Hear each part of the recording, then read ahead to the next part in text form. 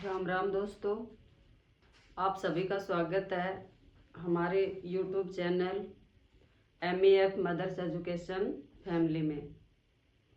आज का हमारा जो टॉपिक रहेगा वो रहेगा लिंग। तो लिंग का क्या अर्थ होता है? लिंग का अर्थ होता है पहचान या चिन्ह।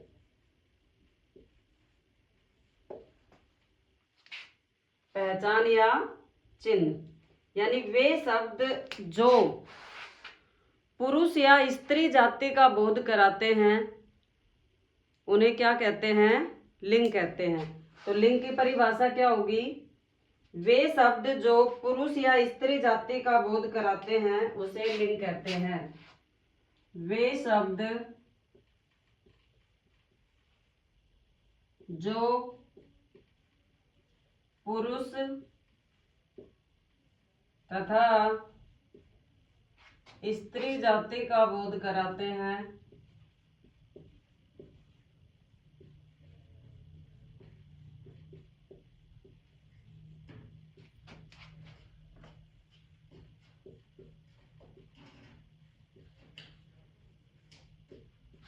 लिंग कहलाते हैं।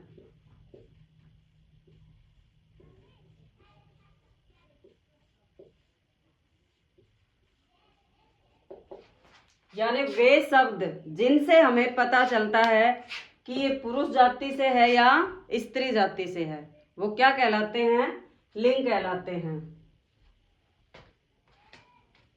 लिंग के भेद।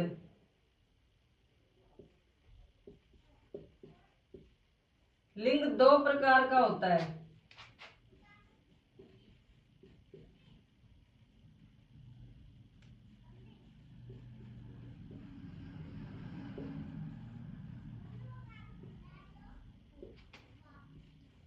पुल्लिंग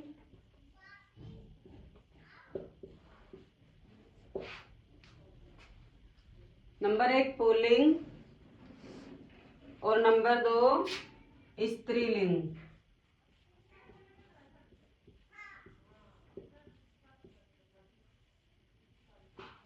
जो पुरुष जाति का बोध कराए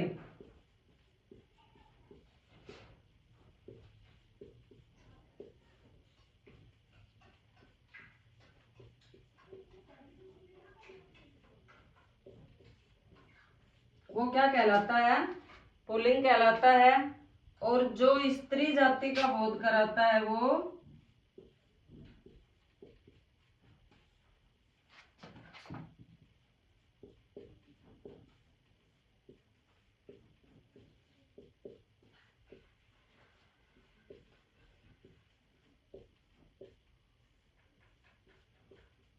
स्त्रीलिंग कहलाता है।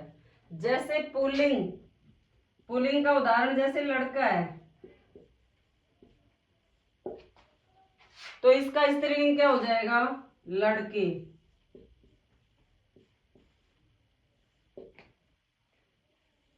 पुल्लिंग का उदाहरण जैसे विद्वान है, स्त्रीलिंग क्या हो जाएगा? विदुषी।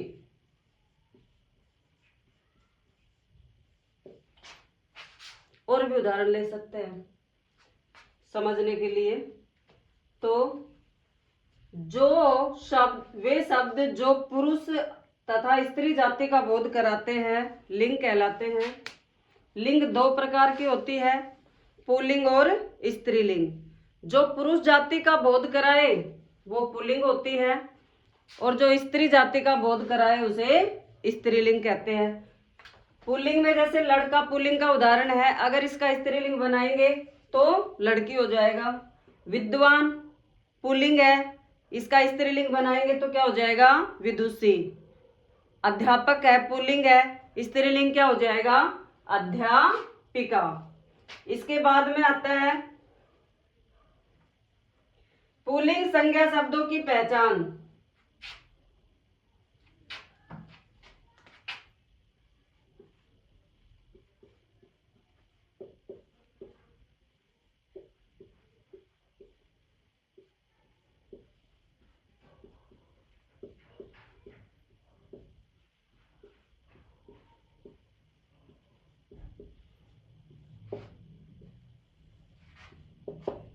पुल्लिंग संज्ञा शब्दों की पहचान।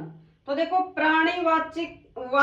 जो प्राणीवाचक जो पुल्लिंग संज्ञा शब्द है, प्राणीवाचक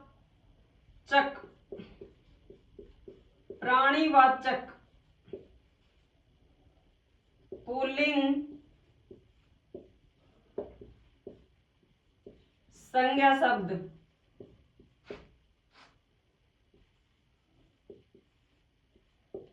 जैसे उल्लू है, कौन कौन से हैं प्राणीवाचक में? उल्लू है, तोता है, खरगोश है,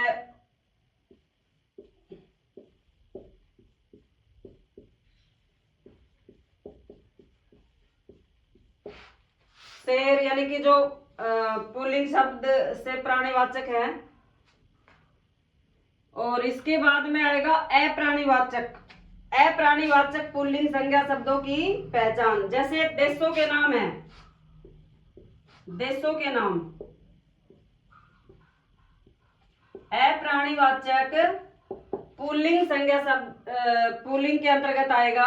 तो देखो देशों में जैसे भारत है, पाकिस्तान है, अफगानिस्तान है, ये सब इसके उदाहरण हैं। और इसमें अपवाद यानी जिस पर ये नियम लागू नहीं होता है, तो उसमें क्या क्या आता है, अपवाद क्या क्या है इसके अंदर? अप्राणीवाचक में अपवाद क्या क्या होगा? श्रीलंका, जर्मनी,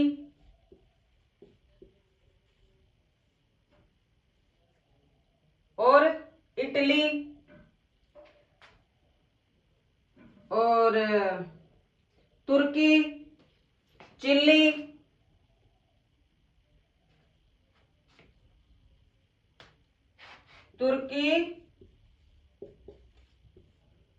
और चिली, ये इसके क्या है, उदाहरण है। किसके? अप्राणीवाचक पुल्लिंग शब्द। इसके बाद आता है पर्वतों के नाम। पर्वतों के नाम भी पुल्लिंग के अंतर्गत आएंगे। जैसे विंध्याचल है, हिमालय है, और अन्य पर्वतों के नाम। अब इसका जो अपवाद होगा, पर्वतों में अपवाद है क्या? अपवाद क्या होगा इसका? अपवाद होगा अरावली पर्वतमाला। अरावली इसका अपवाद है, बाकी सब पुल्लिंग के अंतर्गत आएंगे। इसके बाद आते धातुओं के नाम। जैसे सोना, पित्तल, सीसा, टीन, लोहा, तांबा, ये सब पुल्लिंग के अंतर्गत आएंगे। और धातुओं में जो अपवाद होगा वो होगा चांदी। धातुओं में अपवाद क्या होगा? चांदी।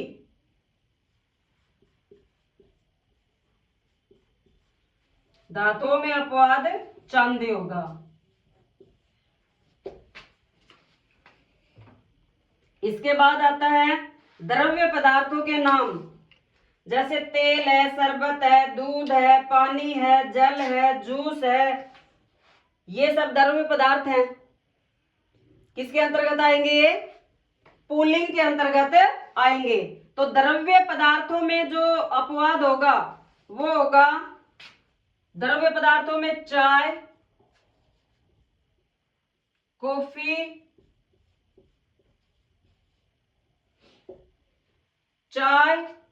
कॉफी, और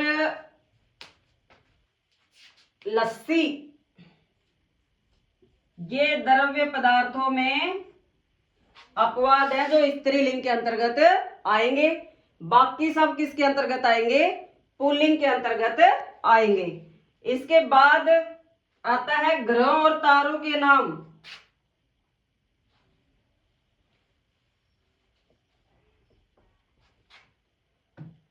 ग्रह एवं तारों के नाम ग्रह और तारों में जैसे मंगल, शनि, चंद्र, सूर्य, तारा, बृहस्पति, शुक्र, राहु, केतु, शुक्र, ध्रुव, ये सब ग्रह और तारों के अंतर्गत आते हैं और सारे पुल्लिंग के अंतर्गत आएंगे। और इनमें जो अपवाद होगा वो होगा ग्रहों में पृथ्वी।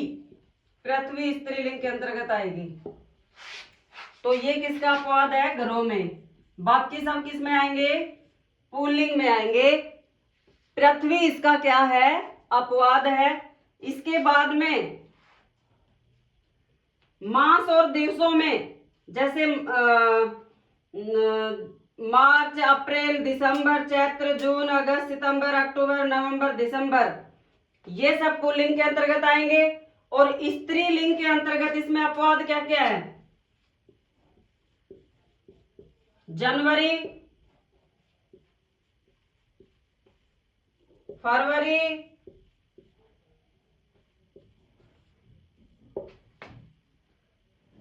जनवरी, फरवरी, मई, जुलाई, ये इसके क्या हैं? अपवाद हैं। बाकी सभी किस में आएंगे? पुल्लिंग में आएंगे। जनवरी, फरवरी, मई और जुलाई इसके अपवाद है जो स्त्रीलिंग के अंतर्गत आएंगे। इसके बाद में आते हैं अन्य पदार्थों के नाम गणना में। अन्य पदार्थों के जैसे गेहूं, चावल, चना, बाजरा, सब पुल्लिंग के अंतर्गत आएंगे। इसमें अपवाद होगा ज्वार है, मक्का है, सरसों है, अरहर है, ये इसके अपवाद है जो स्त्रीलिंग के अंतर्गत आएंगे। अब इसके बाद आता है बहुमूल्य पदार्थों के नाम जैसे हीरा, पन्ना, जवाहर और नगीना, माणिक्य, मोती, सब पुल्लिंग के अंतर्गत आएंगे। और अपवाद इसका होगा मणि, मणि, मणि और मणि और लालड़ी, ये भी एक मणि और लालड़ी, जो इसका क्या होगा? अपवाद होगा। तो ये हो गए बहुमूल्य पदार्थों के नाम, सभी पुल्लिंग के अंतर्गत, और मणि और लालड़ी स्त्रीलिंग के अंतर्गत, ये इसका अपवाद हो गया। इसके बाद आता है समुद्रों के नाम। समुद्रों के नाम जैसे हिंद महासागर है, प्रशांत महासागर है, अंध महासागर है, ये सब पुल्लिंग के अंतर्गत आएंगे। इसके बाद में आव, आवा, पा, पन, न, तव आदि प्रत्ययों वाली भाववाचक संज्ञाएं प्राय पुल्लिंग में ही मान्य होती हैं। जैसे जैसे जैसे मान लो बहाव है, बहाव है, और फैलाव है, तनाव है, आव, आव प्रत्यय है, ये सब पुल्लिंग के अंतर्गत ही आएंगी। इसके बाद में पन है, पन प्रत्यय जैसे बचपन,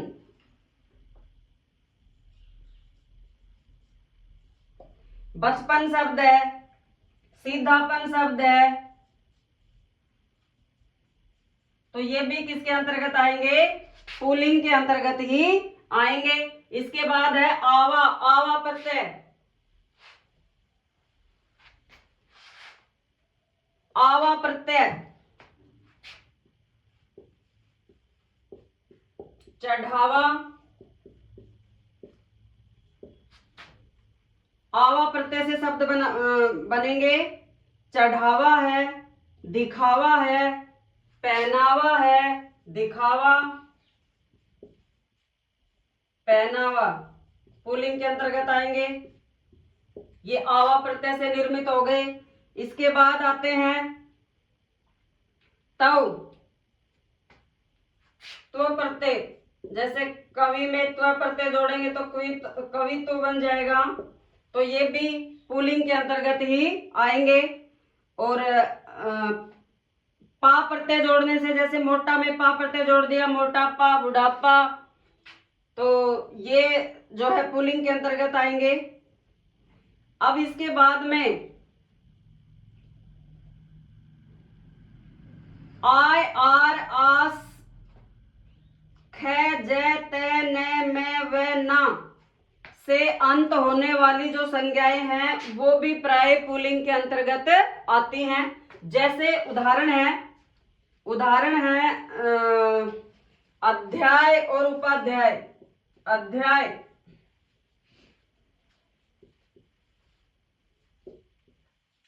उपाध्याय पुल्लिंग के अंतर्गत आएंगे। न में, व में गौरव है, पुल्लिंग के अंतर्गत आएंगे। और ना में, ना खा धातु में यदि ना प्रत्यय जोड़ दिया तो खाना हो जाएगा, पुल्लिंग के अंतर्गत आएगा। इसके बाद में ख में अंत में यदि ख आता है, जैसे भूख है, भूख पुल्लिंग के अंतर्गत आएगा। तो जिस शब्द के अंत में ख, जय, तय, त्र, न, व, ना इनसे अंत हो रहा है तो वो पुल्लिंग के अंतर्गत ही आते हैं। इसमें इसका अपवाद होगा तय में। लात, जैसे तय आ रहा है और लात शब्द है तो भाई ये इसका अपवाद होगा, ये स्त्रीलिंग के अंतर्गत आएगा। ख में जैसे भूख, भूख ये भी इसका अपवाद है। न में जैसे ऊन है, ऊन भी इसका अपवाद है, ये भी स्त्रीलिंग के अंतर्गत आएगा। तो ये थे हमारे स्त्रीलिंग और पुल्लिंग की पहचान। पुल्लिंग के अंतर्गत जो जो भी आते हैं और जो उसके अपवाद होते हैं वो हमने इसके अंतर्गत पढ़ा है। अब जो समय सूचक जो शब्द होते हैं उनके नाम गणना में, जैसे सप्ताह है, महीना है, पक्ष है, अपवाद होंगे जैसे रात, संध्या, दोपहर, सेकंड, मिनट, ये स्त्रीलिंग के अंतर्गत इसके अपवाद हो गए। इसके बाद में स्त्रीलिंग बोधक लिंग निर्णय कैसे करेंगे। स्त्रीलिंग अब तो पुल्लिंग थे और उसमें जो अपवाद थे वो पढ़े थे हमने। अब स्त्रीलिंग, स्त्रीलिंग बोधक लिंग निर्णय कैसे करेंगे।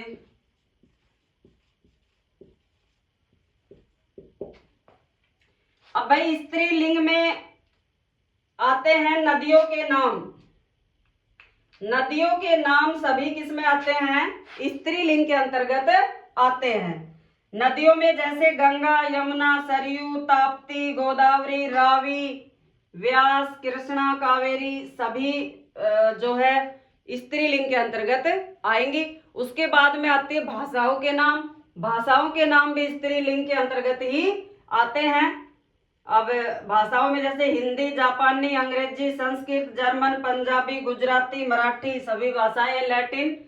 और इसके बाद में आती हैं संस्कृत के आकारांत शब्दों में, जैसे लता यानी अंत में आ रहा है तो आकारांत, आकारांत।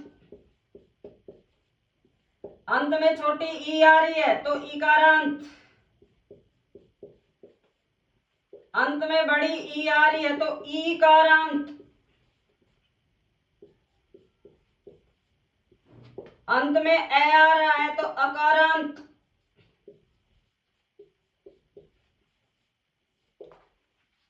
इस तरह से संस्कृत के जो आकारांत शब्दों में क्या होता है, स्त्रीलिंग होती है, इसका अपवाद है भाई। जैसे पिता है, पिता में भी आकारांत है। और ब्रह्मा, ब्रह्मा ये इसके क्या हैं, अपवाद है जो पुल्लिंग के अंतर्गत आएंगे। आकारांत है लेकिन ये इसके अपवाद है। इसके बाद में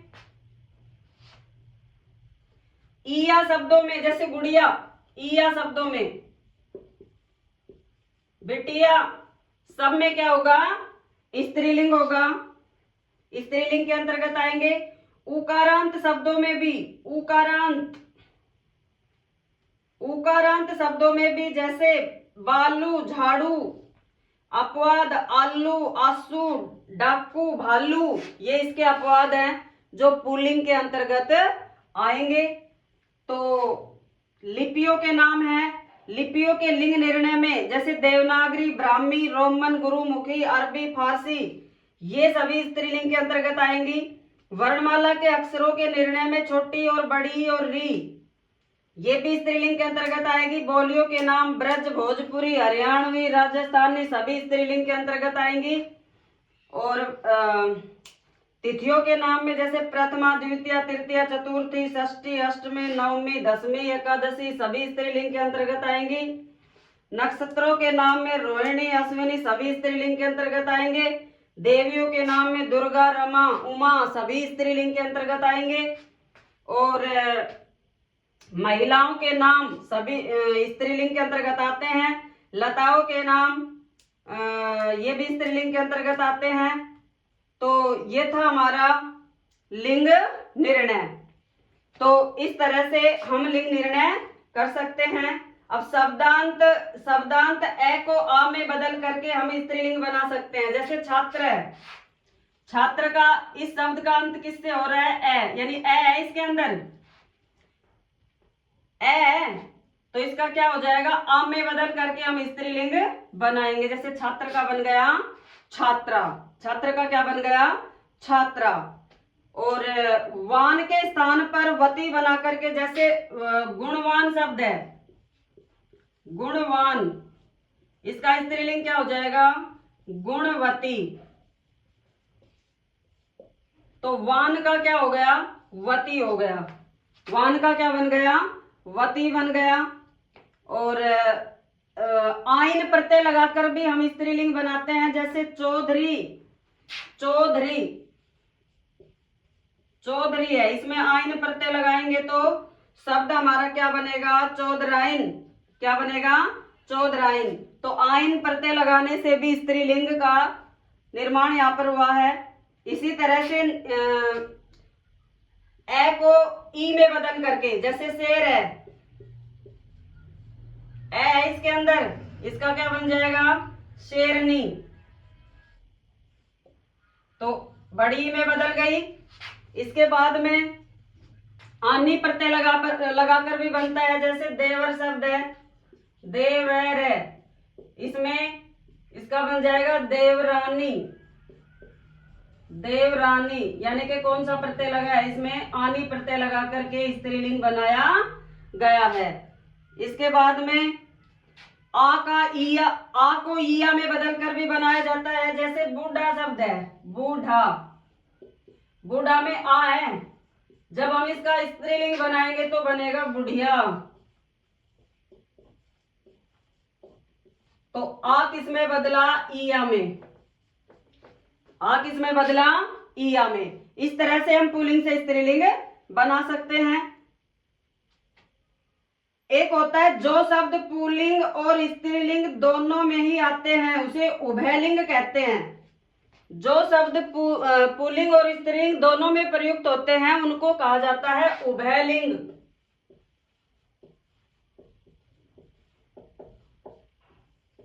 उभयलिंग, जैसे उभयलिंग में जैसे राष्ट्रपति है, प्रधानमंत्री है, डॉक्टर है, गवर्नर है, कलेक्टर है, डिप्टी कलेक्टर है, रीडर है, लेक्चर है, राजदूत है, इनके पुल्लिंग और स्त्रीलिंग दोनों में ही इनका प्रयोग किया जाता है। पुल्लिंग और स्त्रीलिंग शब्दों की पहचान किस तरह से करेंगे? पुल्लिंग और स्त्रीलिंग शब्दों की पहचान किस तरह से करेंगे?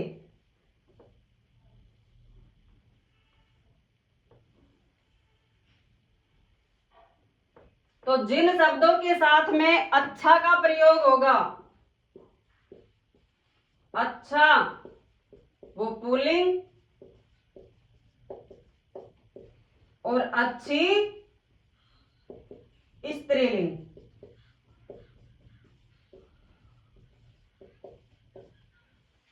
अच्छा और अच्छी, मेरा और मेरी, होता और होती। तो जैसे घी अच्छा है, अच्छा है, और चाय अच्छी है, तो घी पुल्लिंग, चाय क्या हो गई स्त्रीलिंग। तो इसी तरह से हम पुल्लिंग और स्त्रीलिंग शब्दों की पहचान कर सकते हैं। इसके जो नोट्स हैं वो हमारे Telegram channel MEF mothers education family पर आपको मिल जाएंगे, वहां से बना सकते हैं। वीडियो को लाइक और सब्सक्राइब करना ना भूलें। नमस्ते।